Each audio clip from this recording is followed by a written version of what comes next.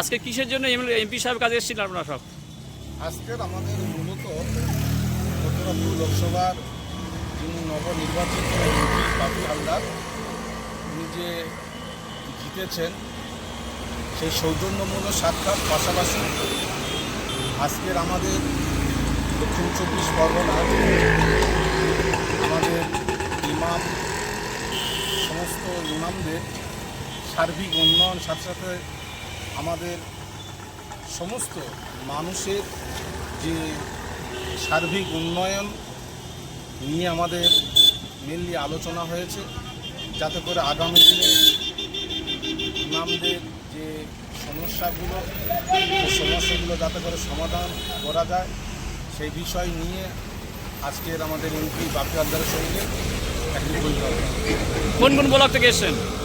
এখানে আমাদের ডেমনহাটা ব্লক থেকে এসছেন, বিষ্ণুপুর ব্লক থেকে এসছেন, মথুরাপুর ব্লক থেকে শুরু করে কাশী ব্লক, আপনার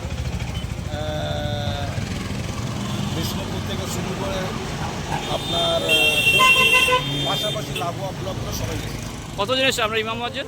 আমাদের ইমাম মসজিদ এখানে আমাদের প্রতিটা ব্লক থেকে প্রতিনিধি, প্রায় আমাদের 35 জন আমরা একটা সাক্ষাৎ করলাম। তুমি কাকদ্বীপ ব্লক কি দায়িত্বে আছো?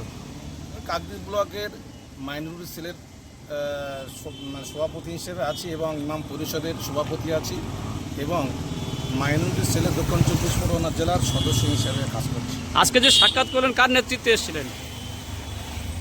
আজকে আমাদের যে নেতৃত্বে বলতে আমাদের বাপি হালদারের নেতৃত্বে এবং আমাদের যে আলিউ সাহেব আছেন এবং আমাদের